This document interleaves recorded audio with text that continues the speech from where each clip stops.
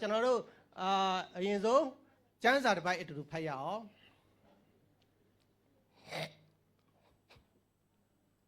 ကျွန်တော်အေဖက်အခန်းကြီး1ကျွန်တော်တို့1ကနေ10လောက်ထိကျွန်တော်တို့မြန်လေးဖတ်ရအောင်နော်1 2 3ကျွန်တော်ဒီအထက်လောကီတရားသို့လာ၍အာဂတကောင်းကင်ဤတကူအစိုးရသောမင်းတီဟုသောညင်းဆန်သောသူတို့၌ပြုပြင်သောဝိညာဉ်အလိုနှင့်အညီဒုစရိုက်အပြစ်တို့၌ကျင်လည်၍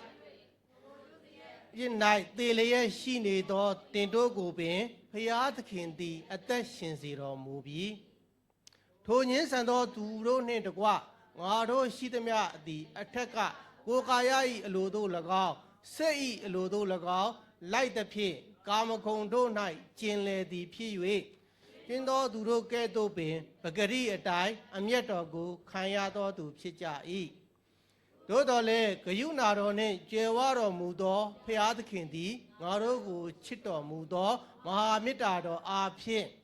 ဒုစရိုက်အပြစ်၌သေလျက်ရှိနေသောငါတို့ကိုခရစ်တော်နှင့်အတူအသက်ရှင်စေတော်မူပြီးကျေးဇူးတော်ကြောင့်သာကယ်တင်ခြင်းသို့ရောက်ရ၏ယေရှုခရစ်အားဖြင့်ငါတို့ကိုထားမြောက်စေ၍ကောင်းကင်အရာ၌နေရာပေးတော်မူပြီးအကြောင်းမူကားထိုသခင်အားဖြင့်ငါတို့၌ကျေးဇူးပြု၍ကျေးဇူးတော်၏အလွန်ကြွယ်ဝခြင်းကိုနောင်ကပ်ကာလတို့၌ထင်ရှားစေမည်အကြောင်းဖြစ်သည်ယုံကြည်သောအားဖြင့်ကျေးဇူးတော်ကြောင့်ကယ်တင်ခြင်းသို့ရောက်ရ၏ကိုယ်လိုလျောက်ရောက်သည်မဟုတ်ဖျားသခင်တနာတော်မူရာဖြစ်သည်ကိုကုသိုလ်ကြောင့်ကယ်တင်တော်မူခြင်းသို့ရောက်သည်မဟုတ်တို့ဖြစ်၍အဘယ်သူမျှဝါကြွားเสียအခွင့်မရှိဘယ်ကြောင့်နည်းဟုမူကားငါတို့သည်ကောင်းသောအကျင့်တို့ကိုကျင့်ရမည်အကြောင်းယေရှုခရစ်၌ပြုပြင်၍ဖန်ဆင်းတော်မူရာဖြစ်သည်ထိုကောင်းသောအကျင့်တို့၌ငါတို့သည်ကျင့်လည်ရမည်အကြောင်းဘုရားသခင်သည်ငါတို့ကိုပြင်ဆင်တော်မူနှင့်ပြီအာမင်ဖတ်တော်သောနှုတ်ကပတ်တော်အားဖြင့်အရောက်ချင်းစီတိုင်းရဲ့အသက်တာမှာကောင်းချီးရှိပါစေအနည်းငယ်ကျွန်တော်တို့စက္ကအနံဆုတောင်းခြင်းနဲ့ဟာလေလုယာအဖဖခင်ကိုယ်တော်ကိုယေရှုတင်တယ်နာမတော်ကိုချီးမြှောက်တယ်တာမီးတို့ဒီနေ့အတူတကွဆင်ခြင်ခွန်အားယူရမယ်နှုတ်ကပတ်တော်အားဖြင့်တာမီးတို့ရဲ့အသက်တာမှာတိဆောက်စရာဖြစ်စေဖို့မဆကောင်းချီးပေးဝိညာဉ်တော်လှုပ်ရှားတော်မူပါအရောက်ချင်းစီတိုင်းမှာကိုတော်စကားပြောလျက်ကိုတော်အလကားပြန်သွားရတာမျိုးမဟုတ်ဘဲနဲ့ကိုတော်ရယူလျက်အသက်တာမှာမိတို့တိဆောက်ရမည်မိတို့ရှောက်လိုက်ရမည်ဆိုတော့နားလည်စေပါမိကြောင်းဝိညာဉ်တော်အလုတ်လုတော်မူပါမိကြောင်းစက္ကအနံဆုတောင်းရင်ယေရှုခရစ်တော်၏နာမကိုဆက်ကပ်၍ဆုတောင်းလျက်အစပြုပါတဲ့ဖခင်ရှင်အာမင်ဟုတ်ပြီအဲ့တော့ဒီနေ့ကျွန်တော်တို့ဖတ်သွားတဲ့အထက်မှာသိပြီးတော့ရှင်းပြစရာမလိုဘူးဖြစ်တယ်ဒီကျမ်းစာတစ်ပိုက်လုံးမှာပေါ့နော်1ကနေ10ထိအဓိက key back ကတော့ကျွန်တော်တို့8နဲ့10ဖြစ်တယ်ကျွန်တော်တို့ယေရှုတော်ကြောင့်ပဲကယ်တင်ခြင်းရတယ်ဘုရားသခင်ရဲ့တနာတော်မူရာဖြစ်တယ်ဒီမှာပြီးရင်ကျွန်တော်ဒီမှာကျွန်တော်တို့ယေရှုတော်ကြောင့်ကယ်တင်ခြင်းရပြီးပြီးဆက်လျှောက်လန်းရမယ်ကျွန်တော်တို့ရဲ့အသက်တာကောင်းသောအမှုပါကျွန်တော်တို့ကျင်လည်ရမယ်ဒီထက်မှကျင်လည်တယ်ဆိုတဲ့အကြောင်းကိုခဏပါတယ်ကျင်လည်တယ်ဆိုတဲ့အကြောင်းအရာကိုကျွန်တော်တို့ပြောမယ်ဆိုရင်ငါးကရေထဲမှာကျင်လည်စွာရေကူးတတ်တယ်ငှက်ကလေထဲမှာကျင်လည်စွာပြန်တတ်တယ်အဲ့ဒီအရာကိုပြောချင်တာဖြစ်တယ်ကျင်လည်တယ်ဆိုတာကအဲ့ဒီအထဲမှာအကျွမ်းတုံရင်ဖြစ်နေတယ်ကျွမ်းကျင်တယ်လိန်မာပနစွာမိတို့မိဖို့ပြုလို့ရမည်ဆိုတာကိုနားလေတဲ့အသက်တာကိုပြောချင်တာဖြစ်တယ်ဟုတ်ပြီဒီနေ့ဒီကျမ်းနဲ့ပတ်သက်ပြီးမှကျွန်တော်ဆင်ခြင်ခွန်အားယူတဲ့အခါမှာဥပမာအားဖြင့်ကျွန်တော်ဘာကိုသုံးချင်လဲဆိုတဲ့ခါကျတော့ဧတထာတို့မော်ဒကဲတို့ရဲ့အသက်တာအားဖြင့်ကျွန်တော်ဥပမာပေးချင်တာဖြစ်တယ်အဲ့တော့ဧတထာဝိထုကို BC 900ခန့်ပတ်ဝန်းကျင်မှာရေးခဲ့တယ်မော်ဒကဲတို့မဟုတ်ဧတထာတို့မဟုတ်ဣဇရာတယောက်ယောက်ကရေးတာဖြစ်နိုင်တယ်လို့ကျမ်းစာပညာရှင်တွေကပြောတယ်အဲ့တော့ဒီဣဇရာဝိထုကိုဖတ်တဲ့အခါမှာထူးခြားတဲ့အရာကဘာတွေ့လဲဆိုရင်ဖယားသခင်ဆိုတဲ့အကြောင်းမတွေ့ရဘူးဆုတောင်းခြင်းဆိုတဲ့အကြောင်းအရာလည်းပဲနောက်ဆုံးမှတစ်ချက်ပဲတွေ့ရတယ်ပြီးရင်ဘုရားသခင်နဲ့ဆိုင်သောအရာဆိုတာလဲယစ်ပရောဟိတ်အကြောင်းတွေပိဋ္ဌမန်တော်အကြောင်းတွေယစ်ပူဇော်ခြင်းအကြောင်းတစ်ခုမှမပါဘူးဆိုတာကိုကျွန်တော်တို့တွေ့ရတယ်ပြီးရင်ဇလန်းကစတာနဲ့ဘာဖြစ်လဲပျော်ပွဲရွှင်ပွဲစားတော့ပွဲတွေနဲ့သူကစတာဖြစ်တယ်အဲ့တော့ဒီထက်မှာကျွန်တော်တို့မော်ဒယ်အလှပြိုင်ပွဲစတာလည်းပဲအဲ့ဒီပါရှားနိုင်ငံကစခဲ့တယ်ဆိုတဲ့အရာကိုကျွန်တော်တို့စတွေ့ရတယ်ပြီးရင်ဒီအရာကမလျော်မကန်တဲ့ရွေးချယ်ပြိုင်ပွဲကြီးဖြစ်တယ်ပြီးရင်တယောက်တစ်လက် နော်အညိုးတွေထားကြတဲ့ရန်သူတွေပြန်တွေ့တဲ့အခါမှာပြီးရင်တယောက်လက်ပြန်တတ်ကြတယ်တတ်တဲ့အဆင့်ထိကျွန်တော်တို့ဖြစ်တဲ့အခါမှာဒီအကိုအစအသေးအဲ့လိုမျိုးကြည့်လိုက်တဲ့အခါမှာဖျားနဲ့လည်းဆိုင်တဲ့အရာလည်းမတွေ့ရဘူးဒီလိုမျိုးအကုသိုလ်နဲ့ဆိုင်တဲ့အရာတွေပဲအများကြီးရှိနေတယ်ဆိုပြီးမှတချို့ကဒီကျမ်းစာထဲမှာဒီဣသရေလဝိတ္ထုကမပါသင့်ဘူးဆိုပြီးမှညှင်းဆန်တဲ့သူတွေလည်းရှိတာဖြစ်တယ်ကျွန်တော်တို့ဒီ Protestant ကိုင်းတွေကိုစတင်ပြီးမှထိုးဖောက်ခဲ့တဲ့မတ်တင်လူသာပင်လည်းဒီအရာကတော့မကောင်းဘူးဆိုပြီးမှမှတ်ချက်ပေးခဲ့တဲ့အရာလည်းဖြစ်တယ်ဒါပေမဲ့ဘာကြောင့်ကျွန်တော်တို့ခရိယန်တမန်ကျမ်းစာထဲမှာရှိနေရတာလဲဆိုတဲ့ခါကျတော့တေချာတို့တကယ်ကျမ်းစာပညာရှင်တွေနော်တို့စပ်တူချင်းလို့ခေါ်တဲ့80ကနေတေချာစစ်လိုက်တဲ့ခါမှာဒီကျမ်းစာအပြင်ဘုရားသခင်ကသူတို့ရဲ့နောက်ွယ်ခါနေထိန်းချုပ်နေတယ်ဆိုတဲ့အရာကိုကျွန်တော်တို့သွားတွေ့ရတယ်တွေ့တဲ့ချိန်မှာနောက်ဆုံးဒီကျမ်းစာထဲမှာပါဝင်လာတယ်ဖြစ်တယ်ဆိုတာကိုကျွန်တော်အခြေခံအပြင်ကျွန်တော်တို့သိစေခြင်းလို့ရှင်းပြခြင်းဖြစ်တယ်အဲ့တော့ဒီဝိတ္ထုထဲမှာ BC ကျွန်တော်တို့900ခန့်လောက်မှာသူတို့ဖြစ်တယ်ပေါ့နော်အဲ့တော့ဘာဘူးလုံကနေမှအသိမ်းခံရတယ်ဘာရှားအင်ပါယာကကြီးလာတဲ့ခါတကိုးကြီးလာတဲ့ခါမှာဘာဘူးလုံကိုတင်လိုက်တယ်ဖြစ်စီလိုက်အဲ့ဒီမှာဘသူတွေပါလာလဲဆိုတာမော်ဒကဲကပါလာတယ်အဲ့မှာဘသူပါလာမလဲဆိုရင်တိုင်လာလို့ပါလာတယ်တိုင်လာကတော့ဒါရီမင်းကြီးလက်ထက်မှာရှိတယ်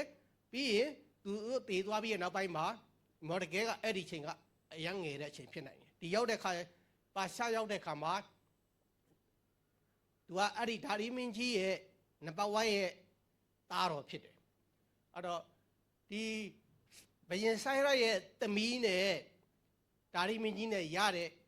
သားဖြစ်တယ်အာရွှေယူကအာရွှေယူလို့ခေါ်တဲ့နာမည်ဒီဟေဘရုနာမည်ဖြစ်ပြီးတော့ပြီးသူ့နာမည်နောက်တစ်ခုရှိသေးတယ်ဇာဆက်ဆိုတာဖြစ်တယ်ဇာဆက်ဆိုတာကတော့သူကတော့ဂရိနာမည်ဖြစ်တယ်သူ့နာမည်2မျိုးနဲ့ကျွန်တော်တို့ကျမ်းစာထဲမှာသုံးထားတယ်မြန်မာလိုမှာတော့အာရွှေယူပဲရေးတယ်အင်္ဂလိပ်မှာတော့သူဇာဆက်ဆိုတဲ့အတန်လဲနာမည်လဲပါလာတာဖြစ်တယ်အဲ့တော့ဒီအကြောင်းအရာမှာကျွန်တော်ကြည့်တဲ့အခါမှာနံပါတ်1အနေနဲ့ကျွန်တော်တို့သိထားရမယ့်အရာဒီဘယင်အာရွှေယူဇာဆက်ဆိုတဲ့ဘယင်ရဲ့စိတ်ညီသဘောထားဖြစ်တယ်အဲ့ဒီစိတ်ညီသဘောထားကကျမ်းစာထဲမှာရေးမထားဘူးဖြစ်တယ်သူ့အကြောင်းကိုသူတို့လေ့လာကြတဲ့အခါမှာသူဟာစစ်သူရဲကောင်းဖြစ်တယ်ထက်မြက်တဲ့သူဖြစ်တယ်ဒေါသကြီးရဲ့သူဖြစ်တယ်တနာညတာတဲ့စိတ်မရှိဘူးကျင်နာတတ်တော့သူမဟုတ်ဘူးပြီးရင်သူဒေါသထွက်ပြီဆိုရင်ပြဿနာကဘာလဲဆိုရင်သေတံနေများတယ်ဆိုတဲ့အရာမျိုးဖြစ်တယ်အဲ့တော့ကျွန်တော်တို့ကျမ်းစာမှာဖတ်တဲ့အခါမှာဣသရာအကြောင်းကိုဖတ်တဲ့အခါမှာအမလေးကျွန်တော်တို့ကကြည့်တဲ့အခါမှာလေအာရွှေဘယင်ကအယံသဘောကောင်းတယ်လို့ကျွန်တော်တို့ထင်တာဘာပြောလဲသူလုတ်ပေးတာတွေအများကြီးဒါပေမဲ့ဘာဖြစ်လဲသူ့ရဲ့တကယ်ဇင်းမြင့်စိတ်နေသဘောထားကိုကျွန်တော်တို့မသိတဲ့အခါမှာဒီဘယင်ကအယံသဘောကောင်းတယ်လို့ကျွန်တော်တို့ထင်နေတာဖြစ်တယ်အဲ့တော့သူပထမဆုံးပွဲတော်လုပ်တဲ့အရာကိုကျွန်တော်တို့ကြည့်မယ်သူနန်းဆန်အသက်3နှစ်နန်းဆန်ထီနန်းသိုးစားတဲ့3နှစ်ပြည့်တဲ့ချိန်မှာပွဲလုပ်တဲ့ချိန်ဘယ်လောက်တောင်လုပ်လဲဆိုရင်ရက်ပေါင်180နော်6လလောက်ကြာတယ်လုပ်တယ်အဲ့ဒါပြီးရင်အားရသလားဆိုအားမရသေးဘူးနောက်ထပ်သူနန်းတော်နားမှာဥယျာဉ်တစ်ခုလုပ်ပြီးမှအဲ့ဒါမှာ9ရက်ထပ်ကျင်းပါတယ်ကျင်းပပြီးတဲ့ချိန်မှာနောက်ဆုံးနေ့မှာမူးနေပြီအဲ့ဒီချိန်မှာဘာလုပ်လဲဆိုရင်သူ့ရဲ့အမျိုးသမီးကိုသူ့ရဲ့ဘယင်မကို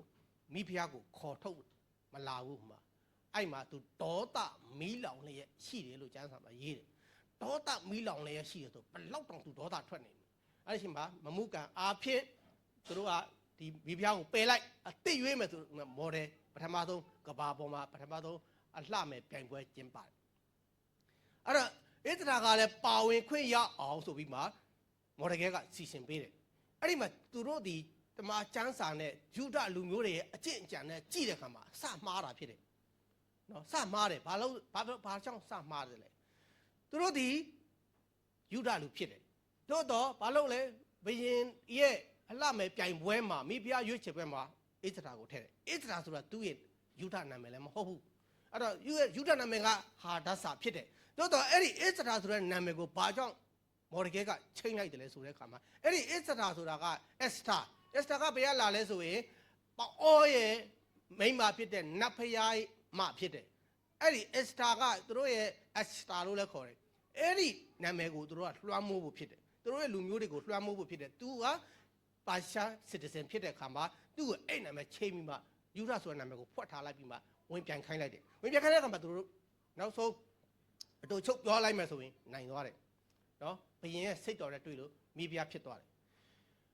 အဲ့ဒီမှာသူတို့ဒီ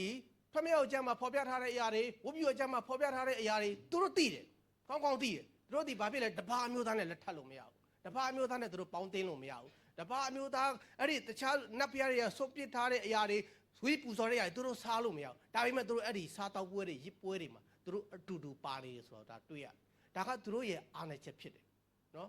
သူတို့ဖျားမကြိုက်တဲ့အရာတွေကိုစတင်လုပ်တယ်သူတို့ရဲ့ဝိညာဉ်ရေးကဇောက်ထိုးဆင်းနေတာဖြစ်တယ်ကြာနေတယ်ဒါပေမဲ့အံ့ဩစရာကောင်းတာက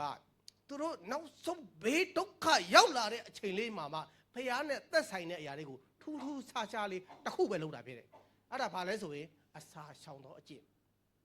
အဲ့မှာတော့ဆူတောင်းခြင်းဆိုတာမပါလာသေးဘူးအစာရှောင်သောအကျင့်ကိုလုပ်ဖို့ဣသရေလကမော်ဒကဲကိုတောင်းဆိုတယ်မော်ဒကဲကလည်းအပြင်မှာအစာရှောင်တဲ့ short တွေဝတ်တယ်ညီးတွားတယ်ငိုကြွေးတယ်ဒီလောက်ပဲရှိသေးတယ်သူတို့ရဲ့ဝိညာဉ်ရေးမှာစတင်ပြီးမှကြီးထွားလာတယ်အဲ့ရနေမှာပထမဆုံးမော်ဒကဲကနေစတင်တယ်လို့ကျွန်တော်တို့ပြောလို့ရတယ်သူကဟာမန်ကိုဝတ်မပြုတ်တော့ဘူးမရှိခိုးတော့ဘူးမပြတ်ဝတ်တော့ဘူးအဲ့ဒီအရာဒီတစ်ဖက်ကတည်းကြည့်တဲ့အခါမှာသူဟာဘယင်းအမိန့်ကိုလွန်ဆန်နေတာဖြစ်တယ်ညှင်းဆန်နေတာဖြစ်တယ်ဆန့်ကျင်နေတာဖြစ်တယ်အဲ့ဒါသေတတ်တို့တော့သူဒီဖျားကိုငါဟာယုဒလူဖြစ်တယ်ဆိုတဲ့အရာကို तू ဘာကြောက်အဲ့လိုပြန်တွေးလာလဲဆိုတဲ့ခါကျတော့ तू ဘာဘူးလုံးမှာနေခဲ့တာဘာဘူးလုံးမှာနေခဲ့တဲ့အချိန်မှာအဖေတွေကတော့ရှာဒရက်တို့မေရှက်တို့အကြောင်းကို तू ပြန်လေတတိယနေနိုင်တာဖြစ်နိုင်တယ်အဲ့ဒီအချိန်မှာသူတို့ဟာရှင်မေရဲ့ရုပ်ထုကိုမကိုးကွယ်ခဲ့လို့ဖျားကယ်ခဲ့တယ်ဆိုတဲ့အကြောင်းအရာကိုမော်ဒကဲကမှတ်မိနေနိုင်တယ်ဒါကြောင့်မော်ဒကဲကတဖြည်းဖြည်းဝိညာဉ်ရေးမှာပြန်လဲရင့်ကျက်လာတဲ့ခါမှာဟာမန်ကိုမဝတ်ပြုတော့မရှိခိုးတော့မပြတ်ဝတ်တော့အဲ့ဒီအချိန်မှာတဖြည်းဖြည်းဟာမန်ကတိသွားတဲ့ခါမှာသူ့ကိုနောက်ဆုံးသူကိုယ်တိုင်ယူဒလူဖြစ်တယ်လို့ဆိုတဲ့ခါမှာသူ့ကိုတတ်ဖို့အတွက်ကြံစီလိုက်တယ်ဒါပေမဲ့သူဟာယူဒလူဖြစ်တဲ့အခါမှာသူတယောက်တည်းတိုက်ရုံနဲ့ကျွန်တော်အားမရဘူးဟာမန်ကအကုန်လုံးလူမျိုးတုံးဂျီနိုဆိုက်အပြတ်ဖြတ်မယ်ဆိုပြီးမှအစီအစဉ်ဆွဲပြီးမှဘယင်နဲ့တိုင်ပင်ပြီးမှဒီထက်မှလူမျိုးတစ်မျိုးရှိတယ်ကျွန်တော်တို့နိုင်ငံထဲမှာအဲ့ဒီလူမျိုးကအင်အားကြီးလိုက်မလွယ်ဘူးကျွန်တော်ဘယင်ကိုပုံကန်လိုက်မယ်အဲ့တော့သူတို့လူမျိုးကိုဖျက်ဆီးမယ်ဆိုပြီးမှငွေအကွက်တစ်သိန်းကိုသွင်းမယ်ဆိုပြီးမှဘယင်နဲ့သဘောတူပြီးမှအမိတ်ထုတ်လိုက်တယ်အဲ့ဒီချိန်မှာသူကတော့စာရေးတန်ချတယ်သူဘာလဲဆိုပူရလို့ခေါ်တယ်အဲ့ဒီကအန်စာဒုံးလို့အဓိပ္ပာယ်ရအဲ့ဒီအရာနဲ့သူကလှုပ်လိုက်တဲ့ခါမှာပထမလ73ရက်နေ့မှာကျွန်တော်တို့အမိတ်သူတို့ကပြန်လိုက်တယ်ပြန်လိုက်တယ်ဘယ်တိုက်ရမှာနေ့ကဘယ်နေ့လဲဆိုရင်12လပိုင်း73ရက်နေ့အဲ့တနေ့တည်းမှာအပီးချမယ်ဆိုပြီးမှသူတို့အမိတ်ထုတ်လိုက်တဲ့ခါမှာဟာမော်ဒကဲကဘာဖြစ်သွားလဲဆိုတဲ့ခါမှာအဲ့ဒီအချိန်ကျမှဖျားနဲ့ဆိုင်သောအရာကိုစတွေးရတာဖြစ်တယ်ရှော့ဒေဝစ်ကိုဝစ်တယ်ပြီးရင်ဖျားမှာအော်ဟစ်တယ်ပြီးရင်ညီးတွားတယ်သူပြာပုံမှာထိုင်တယ်အဲ့လိုဖြစ်တဲ့အချိန်မှာဣသရာကတီးသွားတယ်ဒီတော့ဣသရာကဘာဖြစ်မှမသိဘူးနားမလည်ဘူးအဲ့ဒါမှအဝတ်သွားပူခိုင်းတယ်မယူဘူးအဲ့ဒါမှသူ့ရဲ့ဟာတက်ကိုလွှတ်လိုက်တယ်သူ့ရဲ့မိမဆိုးကိုလွှတ်လိုက်တဲ့ခါမှာအဲ့ဒီဟာတက်အပြင်ကျွန်တော်3ချိန်တွေ့တယ်3ချိန်အသွားပြန်လုပ်ပေးတယ်ဆိုတာတွေ့ရတယ်ဒီထဲမှာထူးခြားတဲ့အရာကဘာလဲဆိုရင်ဣသရာရဲ့အသက်တာထဲမှာကောင်းတဲ့အရာလေးကိုကျွန်တော်ပြောပြမယ်သူကမိဖုရားဖြစ်သွားပြီမိဖုရားဖြစ်သွားပြီအဲ့ဒီအချိန်မှာအခန်းကြီး2အခန်းငယ်20 21လောက်မှာဘာပြောလဲဆိုရင်အရင်ကမော်ဒကဲရဲ့စကားကိုနားထောင်သေးတဲ့ကဲ့သို့ဆက်ပြီးမှသူနားထောင်နေသေးတယ်ဆိုတဲ့အရာကိုတွေ့ရတယ်အဲ့ဒီအချိန်ကနေတောက်လျှောက်သူ့ရဲ့အသက်တာမှာတစ်ချက်မှသူကဒီဦးလေးရဲ့စကားကိုမငင်းဆန်ခဲ့ဘူးဆိုတာတွေ့ရဒါကြောင့်ဒီမှာနာခံခြင်းရဲ့အသက်တာကိုတွေ့ရတယ်ပြီးရင်တင်းနဲ့ကျွန်တော်ဆိုရင်ဗျာကျွန်တော်စဉ်းစားရမယ်ကျွန်တော်ကမိဖုရားဖြစ်သွားပြီတင်းကမိဖုရားဖြစ်သွားပြီတင်းအထက်မှာဘာမှမရှိတော့တဲ့အခြေအနေတစ်ခုကိုရောက်လာပြီအဲ့ဒီအချိန်မှာအရင်တုန်းကဘာမှမဟုတ်တဲ့တကံမူးဖြစ်တဲ့ဦးလေးရဲ့စကားကိုတင်နားထောင်နိုင်ပါအောင်မလားဆိုတဲ့အရာပဲကျွန်တော်တို့ဆိုရင်တော့နားထောင်ခြင်းမှနားထောင်မှာငါဘာထင်နေလဲဦးလေးငါနဲ့အရင်တော့နှစ်တူမှမဟုတ်တော့ဘူးငါအခုနေတဲ့အနေထားအနေထားတိုင်းလာမပြောနဲ့လေကျွန်တော်တို့ကဆိုရင်ပြောချင်ပြောမှာဟုတ်တယ်ဒါပေမဲ့အေးစထာကသူ့ဦးလေးရဲ့စကားကိုသိချနာခံတယ်ဆိုတော့တွေ့ရတယ်အဲ့မှာသူ့ဦးလေးကပြောပြီငါတို့လူမျိုးတွေအားလုံးအသက်ခံရတော့မယ်အဲ့တော့ဟာမန်ကအဲ့လိုစီစဉ်ထားပြီးပြီနင်ဒီတဲ့ငြိမ်ဝတ်စွာနေလျင်နင်လည်းအသက်လွတ်လိမ့်မည်မထင်နဲ့ဆိုမှအဲ့ဒီဟာတက်နဲ့ပြောလိုက်တဲ့ဟာအဲ့ဒီဟာတက်ကဘယင်ခန့်ထားတဲ့သူဒါဆိုရင်ဒီဣသရာကယုဒလူမျိုးဖြစ်သွားပြီဆိုဟာတက်ကတိသွားပြီဖြစ်တယ်ပြဿနာကစပြီအဲ့တော့ဒါဆိုရင်ဣသရာကမပြောရင်လေဟာမန်နဲ့လူမော်ဒကဲနဲ့ယူထားတဲ့အကုန်လုံးတည်သွားရင်လည်းမိဖုရားကသူလွတ်ပြီးကြံခဲ့မယ်ထင်နေတာဒါပေမဲ့ဘာဖြစ်လဲအဲ့ဒီဟာကိုမော်ဒကဲကပြောချလိုက်ပြီအဲ့တော့ဟာတက်ကသွားပြောတယ်အဲ့ပြောတဲ့အချိန်မှာ ဧသထာပြောတဲ့စကားပေါ့နော်ဒီထက်မှာကျွန်တော်တို့ဧသထာပြောတဲ့စကားကိုကျွန်တော်တို့ဖတ်ချင်တယ်ဧသထာပြောတဲ့စကားလေးကိုကျွန်တော်ဖတ်ချင်တယ်ဒီမှာဗာလဲဆိုတဲ့ခါကျတော့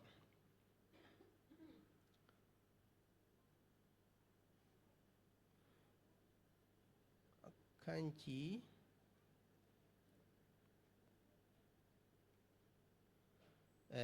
အရင်ဆုံးအခန်းကြီးလေးအခန်းငယ်14မှာမော်ဒကဲပြောတဲ့အရာလေးကိုကျွန်တော်ပြောပြမယ်ယခုကာလတွင်သင်သည်တိတ်ဆိတ်စွာနေလျင်သင်နှင့်သင်၏အဆွေအမျိုးသည်ပျက်စီး၍ယူဒလူတို့အသက်ရှင်ခြင်းကယ်တင်ခြင်းအကြောင်းတစ်စုံတစ်ခုပေါ်လိမ့်မည်ယခုအမှုကိုဆောင်ဖို့ရာသင်သည်မိဖုရားအရာတို့ရသည်ဟုထင်เสียရှိသည်မဟုတ်လောဟုဧတရာဟာပြန်ပြောစေ၏ဒီမှာယူဒလူဆိုတာလည်းသိသွားပြီနော်ဂျားတဲ့ကလူကသိသွားပြီပြီးရင်မင်းမိဖုရားဖြစ်နေတာကဒီအမှုကိုကူညီဖို့အတွက်ဖြစ်နေတာထင်เสียအကြောင်းရှိတယ်ဆိုတဲ့စကားလေးကိုသူကမျက်လုံးဖွင့်ပေးလိုက်ပြီးရင်မင်းမကယ်ရင်လည်းဖះမှာအစီအစဉ်ရှိတယ်လို့ယုံကြည်ခြင်းမော်ဒကဲမှာတွေ့ရတယ်အဲ့ဒီမှာဣသရာပြန်ပြောတဲ့အရာကဘာလဲဆိုရင်ကျမကိုဘယင်မခေါ်တာကအရက်30ရှိပြီသူတို့ကဘယင်မခေါ်ရင်သွားလို့မရဘူးဘယင်ကမခေါ်ရင်သူတို့ဘယင်နန်းတော်ထဲလည်းဝင်လို့မရဘူးဘယင်ရဲ့အိတ်ဆောင်ထဲလည်းဝင်လို့မရဘူးဘယ်မှသွားလို့မရဘူးအဲ့တော့ခေါ်လို့မလာရင်ပြဿနာရှိသလိုမခေါ်ဘဲနဲ့လာရင်လည်းပြဿနာရှိတယ်အဲ့တော့ဝါချတိကခေါ်လို့မလာလို့အပယ်ရှားခံလိုက်ရတယ်ဒေါသမီးလောင်ခံရတယ်စီရင်ချင်းခံရတယ်လို့မခေါ်ဘဲနဲ့လာရင်လည်းဘယင်အတိမမပြည့်ရင်အဲ့မှာတင်သေတယ်မဲ့အဲ့နေရာမှာအသက်ခံရမှာဖြစ်တယ်အရန်ကြောက်စရာကောင်းတယ်အဲ့တော့ဣသရာကဘာအကြောင်းပြောလိုက်ဆိုကျမကိုမခေါ်တာအရက်30ရှိပြီဘယင်ကမခေါ်ဘူးပါရှားလူမျိုးတိုင်းကဒီအမှုဥပဒေကိုသိတယ်ဘယင်စီကိုတွားလို့ဘယင်ကရာဇလှန်တံမကန်းလှမ်းရင်တနာကျင်နာမှုမပြရင်အဲ့နေရာမှာသေတံဆိုတဲ့ခါကျတော့ပြီးအမမော်ဒကဲကနေပြန်အလံပါပြောလဲဆိုတဲ့ခါကျတော့မင်းအတွက်ပေါ့နော်ဒီပြဿနာပါမင်းမလုပ်ရင်လည်းတခြားနီလန်းကသူယုံကြည်နေတဲ့အတွက်နောက်ဆုံးမှာဧသရာကဆုံးဖြတ်ချက်ခိုင်မှာချလိုက်တယ်သူဦးလေးစကားကိုပဲနားထောင်လိုက်ကျမသေရင်လည်းအသေးခံပဲကျမသွားမယ်ဒါပေမဲ့ကျမတောင်းဆိုစရာတခုရှိတယ်အဲ့ဒါကတော့ဒီမှာရှိတဲ့ယူဒလူမျိုးတွေပါရှားနိုင်ငံမှာရှိတဲ့ယူဒလူမျိုးတွေဒီစုဆန်ဆိုတဲ့သူတို့မြို့တော်မှာရှိတဲ့လူမျိုးတွေစုပြီးတော့အစာရှောင်ခြင်းအကျင့်ကို3ရက်လုပ်ပေးပါလို့သူကတောင်းဆိုလိုက်တယ်3ရက်လုပ်ပေးတဲ့3ရက်ပြည့်သောနေ့မှာသူကသွားတယ်ဆိုတာတွေ့ရဒီမှာကျွန်တော်တို့အမှ3ရက်ဆိုတဲ့ contact တွေ30ဆိုတဲ့ contact တွေကိုကျွန်တော်တို့တွေ့ရတယ်3ရက်ဆိုတဲ့အရာကတော့ယေရှုခရစ်တော်ရှင်ပြန်ထမြောက်ဖို့3ရက်အချိန်ယူတဲ့ຢာတွေကိုကျွန်တော်တွေ့ရတယ်အဲ့တော့သူက30ဘယင်ကသူ့အရက်30မခေါ်တဲ့အရာကဘာနဲ့သွားပြီးမှဆက်လဲဆိုရင်ယေရှုခရစ်တော်အမှုတော်ဆောင်ဖို့အနှစ်30ဆောင်းဆိုင်နေရတဲ့အရာနဲ့ဖခင်အဆက်အသွယ်မလုပ်သေးတဲ့အရာနဲ့ကျွန်တော်တို့ဆက်နေတာဖြစ်တယ်။ဒါကြောင့်ဒီဣသရာရဲ့လှုပ်ဆောင်ချက်တွေကယေရှုခရစ်တော်ရဲ့အရေးဖြစ်တယ်။ဒါကြောင့်ဒီကျမ်းစာထဲမှာနောက်ဆုံးမှပြန်ထည့်ဖို့စဉ်းစားပြီးမှကျမ်းစာထဲမှာပြန်ပါလာတာဖြစ်တယ်။အဲ့တော့ဣသရာကဘယင်စီကိုဝင်မဲ့အခါမှာသူကအချိန်မရွေးတည်သွားနိုင်တဲ့အတွက်ဇဒေးခံရမယ်သူဖြစ်တယ်။ဒါကြောင့်သေချာလားမသေချာလားလဲသူတို့မသိဘူးအချိန်မရွေးတည်သွားနိုင်တယ်ဆိုတော့သူအလွန်ကြောက်တယ်အလွန်ခက်ခဲနေတယ်အလွန်ဖြစ်တယ်သို့တော့မိမိလူမျိုးတွေကိုကယ်တင်ဖို့နီးလမ်းမရှိတော့တဲ့အခါမှာသူရွေးချယ်လိုက်တယ်ရွေးချယ်လိုက်ပြီးမှဂတိပေးလိုက်တယ်ဂတိပေးတဲ့တိုင်လည်းသူလုပ်တယ်ဆိုတော့ကျွန်တော်တွေ့ရတယ်အဲ့တော့ဧသရာအဲ့ဒီတညာလုံးအဲ့ဒီ3ရက်လုံးသူကကောင်းကောင်းအိပ်ပျော်မှာမဟုတ်ဘူးဆိုတာသိချတယ်သူတို့အစာလဲရှောင်ပြီးပြီဒါပေမဲ့မအိတ်မစားပုံစံမျိုးကျွန်တော်တို့ဖြစ်သွားတယ်ဆိုတာတွေ့ရတယ်အဲ့တော့ဒီအရာကဘသူကိုတတိယစီလဲဆိုတဲ့ခါကျတော့ယေရှုခရစ်တော်ကမနေ့ပြန်ဆိုရင်ကားတိုင်မို့တက်ခါနီအသက်ရှင်မှာဥယျာဉ်မှာတညာလုံးစိတ်ပူပန်ပြီးမှဆူတောင်းပြီးမှစိတ်ပြတ်ဝမ်းနဲ့ကြေကွဲပြီးမှဘယ်လိုရင်ဆိုင်ရမလဲဆိုတဲ့အားပြတ်နေတဲ့အချိန်နဲ့သွားတူနေတာဖြစ်တယ်ဒါကြောင့်ယေရှုခရစ်တော်ကလည်းပဲအသေးခံဖို့အတွက်သူဘလောက်တောင်ရုန်းကန်ရလဲဆိုတဲ့အရာကိုဧသရာကိုကြည်ချင်းအပြင်ကျွန်တော်တို့မြင်နိုင်တာဖြစ်တယ်ဧသရာလည်းအဲ့ဒီအတိုင်းပဲသူရုန်းကန်ဖြတ်တန်းခဲ့ရတယ်အဲ့ဒီနေ့ကိုမြေပြဘယင်ရှိမှာသွားတဲ့အခါမှာနော်ဖခင်ရဲ့ဂျေဇုတော်ကြောင့်ဖခင်တနာလို့ဖြစ်တယ်ဒီဘယင်ကခုနကကျွန်တော်ပြောခဲ့ပြီးပြီသူ့ရဲ့စိတ်နေစိတ်ထားပါသူ့စိတ်နေစိတ်ထားအရန်ကြမ်းတမ်းတဲ့သူဖြစ်တယ်သို့တော့ဧသရာကိုတွေ့တဲ့အချိန်မှာသူကစိတ်နူးညွတ်တယ်အဲ့ဒါပထမဆုံးအချိန်ဖြစ်ပျက်တာဖြစ်တယ်သူတို့ဒီဘယင်ရဲ့လက်ထက်မှာနန်းတော်ထဲကိုသူခွင့်မခေါ်ဘဲနဲ့ရောက်လာတဲ့မိန်းမတိုင်းသေရတာဖြစ်တယ် ဒါပေမဲ့ဒီမျိုးသမီးလာတဲ့အခါမှာရာဇလှန်တန်ကိုကမ်းလိုက်တဲ့အခါမှာဘာလို့ချင်လဲလို့မေးလာတဲ့ချိန်မှာမနှက်ပြန်ကျမတို့အိမ်မှာလာပြီးတော့စားတောက်ပွဲကိုဟာမန်နဲ့အတူကြွပါလို့ဖိတ်သွားတာဖြစ်တယ်အဲ့သူတို့သွားတယ်သွားတာကဟာမန်နဲ့အတူတူစားတယ်တောက်တယ်ဘာမှမပြောဘူးဣသရာကဘာစုလိုချင်လဲထပ်မေးတယ်မှာကိုတော့အလိုရှိတယ်စိတ်ကြည်တိုင်းရမနှက်ပြန်နောက်တစ်ခေါက်ထပ်လာခဲ့ပါဟာမန်နဲ့အတူကြွပါကျွန်တော်တို့ခေါ်လိုက်အဲ့ဒီအချိန်မှာဇက်တိုက်ဖြစ်ပြတဲ့အရာကဘာလဲဆိုရင်ဟာမန်ကဘယင်နဲ့အတူဘယင်မရဲ့တော့မိဖုရားရဲ့အခန့်ကျွေးမွေးတဲ့ပွဲမှာဘယင်နဲ့အတူစားတောက်ရတဲ့အတွက်သူအယံဂုံယူတယ်အယံပျော်တယ်ဝမ်းမြောက်တယ်အဲ့အချိန်မှာပြန်လာတယ်ထွက်လာတဲ့အခါမော်ဒကဲကအပေါမှာဂုံတူကြီးမော်ဒကဲကထိုင်ထားလည်းမထားသူ့ကိုလည်းဝန်မပြုတ်သူ့ကိုလည်းမရှိခိုးသူ့ကိုအယူအသေးလည်းမပေးဆိုတော့သူရခဲ့တဲ့ဝမ်းမြောက်ခြင်းအဲ့မှာအကုန်လုံးတဲတဲ့ရေတုံသူခံစားရတယ်သူ့အိမ်ကိုပြန်သွားပြီးသူ့မိမကိုမိသားစုကိုပြောတယ်ငါမှမိသားစုလည်းအများကြီးသားလည်း10ယောက်ရှိတယ်ငါဘုံကြီးတဲ့အမကြီးလည်းဖြစ်တယ်ဘယင်နဲ့အတူဣသရာနဲ့စားတော့ရတဲ့အခွင့်ကိုရခဲ့ပြီပဲငါပျော်ရွှင်ဝမ်းမြောက်ခဲ့ပြီပဲဂိတ်ဝါကိုရောက်တာနဲ့ဘော်ဒကဲကိုတွေ့ရတယ်အဲ့ဒီအရာအကုန်လုံးကဘာကျေးဇူးမှမရှိတော့ဘူးငါအဲ့လောက်ထိခံစားရတယ်လို့ပြောတဲ့ခါမှာသူ့မယားစီတဲ့ကဘာပြောအတောင်90မြင့်နဲ့လက်ဆွဲချတာကြီးကိုလှုပ်ပြီးရင်သူ့ကိုတတ်လိုက်တော့သူ့ကိုတတ်ဖို့အမိန့်ထုတ်ပြီးသားလေဒီဂျူးတွေကိုတတ်ဖို့အမိန့်ကထုတ်ပြီးပြီနော်ဆက်လာပဲ3ရက်နေ့မှာတတ်ဖို့ထုတ်ထားပြီးပြီဒါပေမဲ့သူတတ်ချင်လည်းတတ်လို့ရတယ်ဒါပေမဲ့ဘယင်းဆက်ရှင်တော့ယူရမယ်အဲ့တော့ဟုတ်ပြီဒီမနေ့အစောကြီးထဒီကောင်ကကြည့်လို့မရတော့ဘူးမနေ့အစောကြီးထပြီးသွားတတ်မယ်ဆိုပြီးမှသူကသွားတယ်အဲ့ဒီအချိန်မှာပဲဘယင်းကတညာလုံးအဲ့လိုမပြောဘူးတဲ့ဒီຢာတွေကတိုက်ဆိုင်မှုမဟုတ်ဘူးဖြစ်တယ်ဘယင်းကတညာလုံးအဲ့လိုမရတဲ့အခါမှာနောက်တော့မှတ်စာကိုယူဖတ်လိုက်တဲ့အခါမှာမော်ဒကဲသူ့ပုံမှာကောင်းခဲ့တဲ့အရာကိုသွားပြန်တွေ့တယ်မော်ဒကဲကမိမဆိုး2ယောက်ဘယင်းကိုလှုပ်ကြံဖို့အရာကိုဣသရာကတဆင့်ပြောလိုက်တော့ဘယင်ကစစ်ပေါ်ပေါက်တဲ့ခါမှာအဲ့ဒီလူတွေကိုတပ်ပလိုက်ပြီးဘယင်ကလွတ်သွားတာဖြစ်တယ်အဲ့တော့ဣသရာနဲ့မော်ဒကဲသည်ဘယင်ကိုလည်းကယ်တင်ခဲ့ဘူးတယ်အခုလည်းယူဒလူမျိုးအားလုံးကိုကယ်ရမယ်အလှည့်သူတို့မှရှိနေပြန်တယ်အဲ့ဒီအချိန်မှာဘယင်ကအဲ့လိုမရတဲ့ခါမှာဒီအရာကိုသူစုံစမ်းလိုက်တဲ့အခါမှာဒါဆိုရင်ငါတို့မော်ဒကဲကိုတခုခုပေးပြီးပြီလားဘာမှမပေးရသေးဘူးဟာဒါဆိုရင်ဒုက္ခပဲငါတို့မေ့နေပြီကိုယ့်ပုံမှာကိုယ့်အသက်ကိုကယ်ထားတဲ့သူအတွက်ငါတခုခုတော့ပေးရမယ်ဒါပေမဲ့မပေးရသေးဘူးဆိုတဲ့ခါကျတော့ဒီမှာကျွန်တော်တို့စဉ်းစားစရာအကြောင်းရှိမော်ဒကဲကအမိတ်ခံထားရတာဖြစ်တယ်တကယ်လို့ဒါချက်ချင်းသာဆိုရင်အဲ့ဒီသူ့စုကပေးလိုက်ရင်ပြီးမမေ့ခဲ့ဘူးဆိုရင်ပြီးသွားပြီဒါပေမဲ့မေ့နေတာကပဲတခါလေကျွန်တော်တို့အတွက်အကောင်းဖြစ်တယ်တခါလေကျွန်တော်တို့အသက်တာတိုင်းမှာဘုရားသခင်ကကျွန်တော်တို့ကိုမေ့နေတဲ့ခါလေကျွန်တော်တို့ခံစားနိုင်တယ်တော့အဲ့ဒီအရာကပဲတနေ့မှာကောင်းဖို့ဖြစ်လာတယ်ဘုရားသခင်မှာအကြံစီရှိရဲဆိုတာကိုကျွန်တော်နားလဲစေချင်တာဖြစ်တယ်အဲ့တော့မော်ဒကဲကိုကောင်းချီးပေးဖို့အတွက်ဘာလို့ရမလဲဆိုတော့ဘယင်ကအကြံမထုံးနိုင်ဘူးနော်ဘယင်အားနည်းချက်တွေလည်းအများကြီးတွေ့ရတယ်ဘယင်တစ်ခုခုလောက်တော့မယ်ဆိုရင် तू ကဘယင်သာပြောတာအကုန်လုံးမူမတ်တွေကဆန္ဒကိုပဲနောက်ဆုံး तू ကအဆုံးသတ်လိုက်ရဆိုတော့တွေ့ရအဲ့ဒီချိန်မှာနတ်တော်ထဲမှာဘသူရှိလဲလို့ပြောတဲ့ခါမှာအခုနဟာမန်ကဘာဖြစ်လဲမော်ဒကဲကိုတတ်ဖို့အမိန့်တောင်းဖို့လာတာမနဲ့စောလာနေတဲ့အချိန်မှာပဲဟိုကအဲ့လိုမပြောနဲ့မော်ဒကဲအကြောင်းကိုသိတဲ့အခါမှာမော်ဒကဲကိုကောင်းချီးပေးဖို့အတွက်ဒါဆိုသူ့ကိုခေါ်လိုက်ဝင်စေလို့ပြောတဲ့အခါမှာဘယင်ကဘာစမေးလဲဘသူဘဝလည်းမပြောဘူးဟာမန်လည်းဘာမှမသိဘူးဘယင်ကျေးဇူးပြုလို့တော့သူကိုဘယ်လိုလုပ်တင်လဲဟာမန်ကပါစဉ်းစားတယ်ဆိုဒီမှာကနန်းတော်မှာငါမျက်နှာအရာဆုံးဒီခွင့်ရငါအတွက်ပဲဖြစ်မယ်ဆိုပြီးတော့သူဘာပြောလိုက်လဲဆိုရှင်ဘယင်အဝိစားကိုဝစ်ကောင်းပုံမှာရာဇတရဖူကိုတင်ပြီးဘယင်စီးတဲ့အကောင်းဆုံးမြင်းပုံမှာသူ့ကိုတင်ဘုံကြီးတဲ့အမတ်ကြီးကသူ့ကိုခေါ်သွားမြို့လေလမ်းနေမှာဘယင်ကောင်းချီးပေးခြင်းတဲ့လူဘယင်ကျေးဇူးပြုခြင်းတဲ့သူကိုဒီလိုလောက်ရတယ်ဆိုပြီးတော့អော်ရမယ်ဆိုတဲ့ခါမှာပြီးရောဘသူဖြစ်နေလဲဆိုတော့မော်ဒကဲကိုမင်းအတိုင်လောက်လိုက်ပါဆိုမသူကချွတ်ချုံကြပြီးမှစိတ်ထက်ကြသူတတ်ဖို့လာတာတတ်ဖို့အမိန့်တောင်းဖို့လာတာဟိုကဥသွားအဲ့ဒီအရာတွေကကျွန်တော်တို့ဆက်တိုက်ဖြစ်နေတဲ့အရာတွေဒီမော်ဒကဲတော်လို့လည်းမဟုတ်ဘူးအေးတထာတော်လို့လည်းမဟုတ်ဘူးအဲ့ဒီရဲ့နောက်ွယ်မှာဘုရားသခင်ကမမြင်ကြွယ်ရနောက်ကတည်းပုံရှိုးကြွယ်ရှိုးနဲ့မမြင်ဝိုးတော်ဝနေရာကနေသူတို့တို့အလုပ်လုပ်ပေးနေရဆိုတော့ကိုကျွန်တော်တို့နားလည်စေချင်တာဖြစ်တယ်အဲ့ဒီမှာဘုရားသခင်ရဲ့ကောင်းမြတ်တဲ့အကြောင်းကအဲ့ဒီမှာအဲ့လိုဖြစ်သွားတဲ့အချိန်မှာဆက်ပြီးမလုပ်ရလဲဆိုရင်နောက်ဒီမနေ့ဖြစ်ပြီဆိုတော့ဣသရေလမှာဒုတိယအကြိမ်သွားရအောင်ပါဟုတ်သွားကြပြီတောက်ကြစားကြပြီအဲ့အချိန်မှာကျွန်တော်တို့မိုးပြီအဲ့ဒီအချိန်မှာပဲဘာဖြစ်လဲဆိုရင်ဧဇထာကအကွက်ကောင်းခွင်းကောင်းကိုယူပြီးမှတင်ပြလိုက်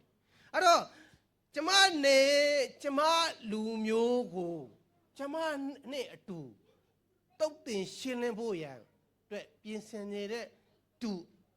ရှိတယ်အဲ့ဒီလူဘယ်လိုလုပ်ပေးမလဲလို့မေးတဲ့ခါမှာအဲ့ဒီလူဘယ်သူလဲဖြစ်သွားဘယ်မှာလဲအဲ့ဒီကောင်ကဆိုတဲ့ခါကျတော့တခြားမှမဟုတ်ဘူးရှင်မင်းကြီးကိုတော့ရှေ့ပါပဲရှိတယ်ဒီဆိုးညစ်တော့ဟာမန်ဖြစ်တယ်ဆိုတဲ့ခါမှာဟာမန်ကအရင်ကြောက်သွားတယ်အဲ့ဒီအချိန်မှာဘုရင်ကခဏအဲ့ဒီနေရာကနေဥယျာဉ်ဘက်ကိုထွက်ပြီးမှစိတ်ဆိုးမှန်ဆိုးနဲ့အပြင်ခဏထွက်ပြီးမှလမ်းလျှောက်တယ်ဆိုတော့တွေ့ရအဲ့ဒီအရာလည်းတိုက်ဆိုင်မှုမဟုတ်ဘူးဘာဖြစ်လို့လဲဆိုတော့ဘုရင်ကစိတ်ဆိုးဖို့အတွက်အဲ့အခိုက်အတန့်ကလည်းဖြစ်စေတာဖြစ်တယ်သူဟိုဘက်ကိုလေချင်းကခဏထွက်ပြီးမှပြန်ဝင်လာတဲ့အချိန်မှာဟာမန်ကလည်းကြောက်ပြီးမှအေဒရာကိုဒူးဖက်ပြီးမှတောင်းပန်တာပြန်ဝင်ပြီးမှတော့ခြေတလုံးလိုက်ဖက်ပြီးမှတောင်းပန်တဲ့အချိန်မှာဘုရင်ပြန်ဝင်လာတဲ့အဲ့ဒီအရာကိုတွားတွေ့တာမင်းကနန်းတော်ထဲမှာငါမိမကိုဘာလုပ်တာလဲအထင်းအထမပြုတ်နေတာလားဆိုပြီးမှမြင်သွားတယ်မြင်သွားပြီးမှဒေါသအရန်ထွက်ပြီးသူ့ထုံးတာတိုင်းသူ့ဒေါသမီးလောင်လာတာဆိုတာမှတွေ့ရတယ်ဘာလို့လဲဆိုရင်ဟာမန်ကိုချက်ချင်းရှင်းလိုက်တယ်ဆိုတော့တွေ့ရတယ်ဒါကြောင့်ကျွန်တော်တို့မြင်စေချင်တာဖြစ်တယ်အဲ့ဒီအာရှယုဇာဇက်ကသူစိတ်တူလာပြီးတော့ချက်ချင်းရှင်းပြလိုက်တာခါရသေးတာအဲ့တော့ခုနအေးတထာကသူ့ရှိသွားတဲ့အခါမှာဘာကြောင့်သူအေးတထာမသေးခဲ့တာလဲနော်ဒီဘယင်ကတောင်းတိုင်ုံလူမဟုတ်ဘူးအယံဒေါသထွက်တယ်အယံကြမ်းတမ်းတယ်ကျင်နာခြင်းမရှိဘူးသိခံခြင်းပါရမီမရှိဘူးစစ်တိုက်တဲ့နေရာမှာလည်းအယံထက်မြက်တယ်ဆိုတဲ့တောက်စားမူးရင်းလေးရှိတယ်အဲ့ဒီလူကအေးတထာနဲ့တွေ့အယံသဘောကောင်းနေတာဒီຢာကကျွန်တော်တို့ကဖြစ်ရိုးဖြစ်စဉ်မဟုတ်ဘူးဆိုတော့ကျွန်တော်တို့တရားကိုရှင်ပြီးမှချိန်ထိုးပါပဲကျွန်တော်တို့နားလည်သွားတာမဟုတ်ဘူးသူအာရှုအရင်သဘောကောင်းတယ်ပဲကျွန်တော်တို့ထင်နေမှာဟုတ်တယ်ဒါကြောင့်အေးစထာကအဲ့ဒီချိန်တစ်ချိန်တော့မဟုတ်ဘူးတော့နောက်တစ်ချိန်ထပ်ဝင်ရတယ်အဲ့မှာဟာမန်တည်သွားပြီပြဿနာမပြီးသေးဘူးဆိုတာဘာလဲဆိုတော့သူတို့ရဲ့ပါရှားတွေရဲ့အမိန့်ကထုတ်ပြီးပြင်လို့မရဘူးဘာလဲ12လပိုင်း73ရက်နေ့မှာအကုန်လုံးတတ်မယ်ဆိုတဲ့အမိန့်ကထုတ်ပြီးပြင်လို့မရဘူးသူတို့ဘယ်လိုဘာဆက်လို့ဟာမန်တော့မရှိတော့ဘူးတည်သွားပြီဒါပေမဲ့အဲ့ဒီမှာအေးတထာရဲ့ဒုတိယအကြိမ်ဘယင်ရဲ့သူတို့ရဲ့ညီလာခံမှာနောက်တစ်ကြိမ်ထပ်သွားရတယ်နောက်တစ်ကြိမ်ထပ်သွားတဲ့ချိန်မှာလည်းဘယင်စိတ်တို့ရဲ့အဲ့နေရာမှာသေအောင်မှာအဲ့မှာ तू ထပ်သွားတဲ့ခါမှာလည်းနောက်တစ်ကြိမ်အရေးဆွန့်ရတယ်ဆိုတာတွေ့ရတယ်သွားတဲ့ခါမှာဘယင်ကထပ်ပြီးမှအဲ့ဒီရာဇဆန်တန်ကမ်းပေးမှာပဲဘာလို့ချင်တာလဲလို့မေးတဲ့ခါမှာအေးတထာကအဲ့မှာပြန်ပြီးမှနှုတ်ညွတ်စွာတောင်းပန်တယ်ကိုတော်ကျမကိုချစ်တယ်ဆိုလေကိုတော်ကျမဘာမှစိတ်နှုတ်ညွတ်တယ်ဆိုလေကျမနဲ့ကျမလူမျိုးတော်တွေသေရမယ်အရာကိုကျမကဘယ်လိုမျက်စိနဲ့ဘယ်လိုအနေထားတဲ့ကြည့်လို့နေနိုင်မှာလဲဆိုပြီးမှသူကနူးညွတ်စွာဘုရင်ရှိမှာပြတ်ဝတ်ပြီးမှတောင်းပန်ရတယ်ဒီမှာယေရှုခရစ်တော်ကကျွန်တော်တို့ကိုယ်စားခံပေးတယ်ကားတိုင်းပေါ်ကနေမှအော်ဒီသူတွေဘာလို့လုံနေမှမသိဘူးကိုတော့သူတို့ကိုခွင့်လွှတ်ပါလို့တောင်းပန်နေရတဲ့အတူတူပဲဖြစ်တယ်ဒီလူမျိုးတွေအားလုံးကိုလွတ်မြောက်ဖို့အတွက်ဘယင်ရှိမှစစ်စစ်နေလို့ရတဲ့အေးတထာကလူကြားသူကြားမှာအဆက်ကွဲခံပြီးမှအသက်ကိုစွန့်ပြီးမှတိုးဝင်ပြီးမှအတနာခံရတယ်ဆိုတော့ကျွန်တော်တွေ့ရတယ်တွေ့တယ် तू အဲ့လိုလှုပ်တဲ့ခါမှာနောက်ဆုံးဘယင်ကနေမှဒါဆိုရင်ပြန်ပြီးမှအမိန့်ထုတ်ပေးလိုက်တယ်ဘာအမိန့်ထုတ်လဲဆိုရင်ယူဒလူမျိုးတွေကအဲ့ဒီနေ့ကိုရောက်လာတဲ့ခါမှာပြန်လဲခုခံပိုင်ခွင့်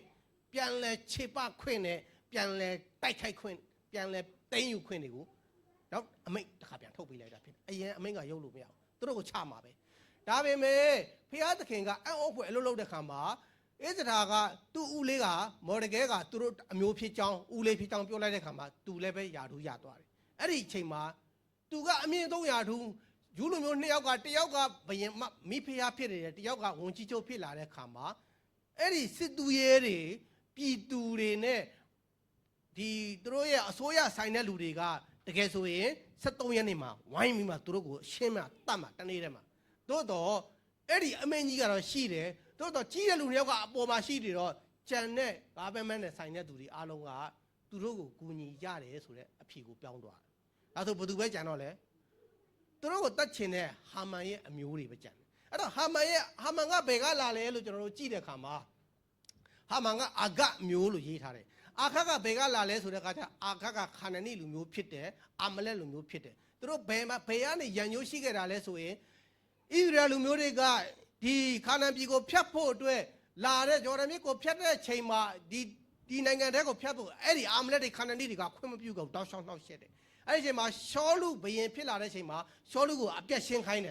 ်ရှင်းခိုင်းတဲ့ချိန်မှာအဲ့ဒီအာဂတ်ဘယင်ကိုအရှင်ဖမ်းလာခဲ့တယ်အဲ့ရနေကြံခဲ့တဲ့မျိုးဆက်ကပြန်ပွားပြီးအဲ့ဒီရန်သူကဒီနေ့ယူလူမျိုးအားလုံးကိုတတ်ဖို့ဖြစ်လာတ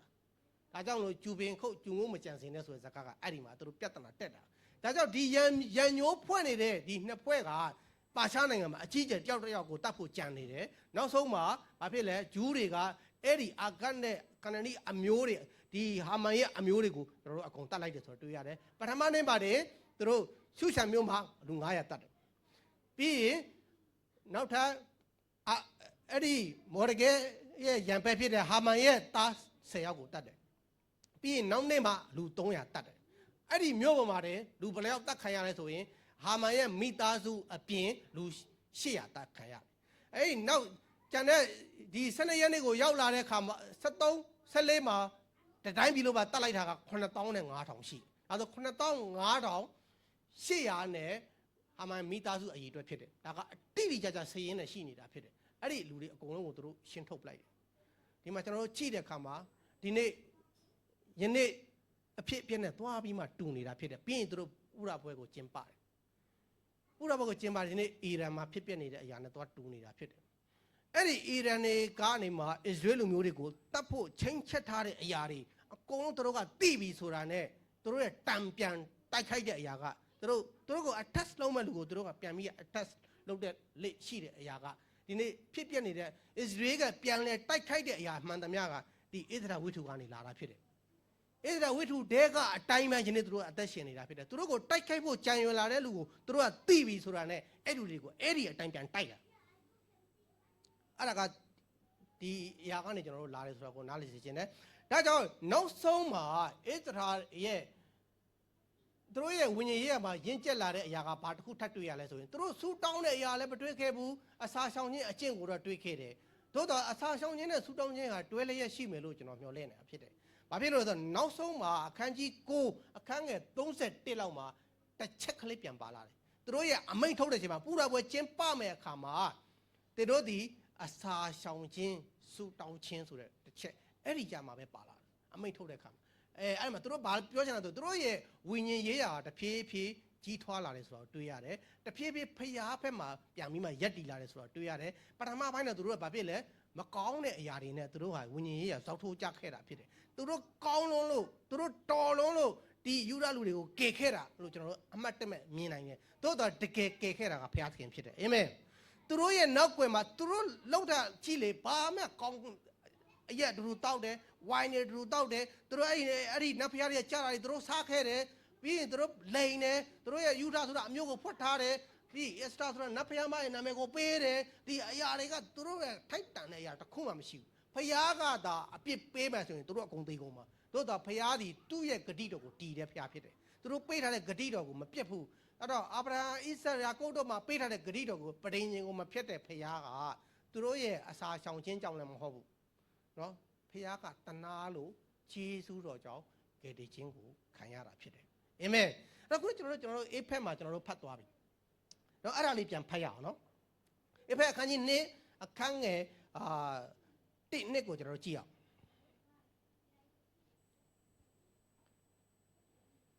အထက်တင်တို့ဒီအထက်ကနော်လောကီတရားသို့လိုက်၍အကသကောင်း၏တကိုးကိုအုပ်ဆိုးသောမင်းဒီဟုသောညင်းဆန်သောသူတို့၌ပြုပြင်သောဝိညာဉ်၏အလိုနှင့်အညီနှစ်ဒုစရပြည့်တို့၌ကျင်လည်ကြ၍ထိုဒုစရပြည့်၌သေလျက်ရှိသောတင်တို့ကိုပဲဖျားသခင်အသက်ရှင်စေတာဖြစ်တယ်။တင်းနဲ့ကျွန်တော်ကထိုက်တန်တဲ့သူတွေမဟုတ်ဘူး။အေးစတာနဲ့မော်ဒကဲနဲ့တင်းနဲ့ကျွန်တော်နဲ့ကအတူတူပဲဖြစ်တယ်။ကျွန်တော်တို့ဒီအပြစ်စီရင်ခံထိုက်တဲ့သူတွေဖြစ်တယ်။သို့တော့ဖျားသခင်ကကျွန်တော်တို့ကိုအသက်ရှင်စေတာဖြစ်တယ်။ကျွန်တော်တို့ရှစ်ကိုကြည့်အောင်။ဒီဖက်နှစ်အခန်းငယ်ရှစ်ယုံကြည်သောအဖြစ်ကျေးဇူးတော်ကြောင့်ကယ်တင်ခြင်းသို့ရောက်ရ၏ကိုယ်အလိုလျောက်ရောက်သည်မဟုတ်ဖျားသခင်တနာတော်မူရာဖြစ်သည်။အဲ့တော့ဖျားကိုယုံကြည်ခြင်းအဖြစ်သာကျွန်တော်တို့ကဖျားရဲ့ကျေးဇူးပြုခြင်းကြောင့်ကယ်တင်ခြင်းကိုရတဲ့သူတွေဖြစ်တယ်။နော်ကျွန်တော်တို့တော်လို့ကျွန်တော်တို့လိုက်နိုင်လို့ကျွန်တော်တို့ပညာတွေကိုလိုက်နိုင်လို့ကျွန်တော်တို့ကောင်းတာတွေလုပ်နိုင်လို့လုံးဝမထင်နဲ့ဖျားရဲ့တနာတော်မူရာဂယုဏကျေးဇူးတော်တက်တက်ဖြစ်တယ်ဆိုတာကိုကျွန်တော်တို့ဆက်ပြီးနားလည်စေခြင်းနဲ့အဲ့တော့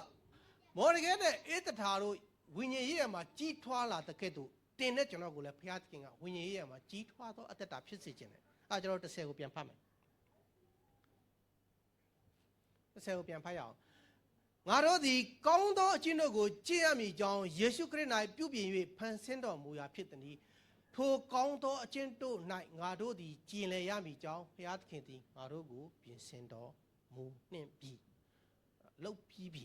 ကျွန်တော်တို့ကိုရွေးချယ်ထားတဲ့ကေတချင်းခံထားရတဲ့သူတိုင်းသည်ကောင်းသောအမှုမှာကျင်လည်ဖို့ဖြစ်တယ်အဲ့တော့ကောင်းသောအမှုတွေကျင်လည်လို့ကယ်တင်ခြင်းရတာမဟုတ်ပေမဲ့ကယ်တင်ခြင်းရပြီဖြစ်လို့ကောင်းသောအခြင်းတွေကိုကျင့်ရတော့မှာဖြစ်တယ်အဲ့ဒါဖရာသခင်ရဲ့အလိုတော်ဖြစ်တယ်ယုံကြည်သူခရစ်ရဲ့တယောက်အနေနဲ့ဒီနေ့မော်ဒကဲတို့အေးတထာတို့ရဲ့အသက်တာထဲမှာနော်ပြီးအခန်းငယ်6အခန်းငယ်6မှာဘယင်ကအဲ့ရတဲ့ကပြောသလိုမျိုးဘယင်သူကောင်းပြုစေခြင်းနဲ့သူဘယင်ချီးမြှောက်ခြင်းတဲ့သူအဲ့မှာကျွန်တော်တို့ရေးထားတယ် man လို့ရေးထားတာဖြစ်တယ် king နဲ့ man လို့ရေးထားတာဘယင်ကယေရှုပြုခြင်းတဲ့သူလူကို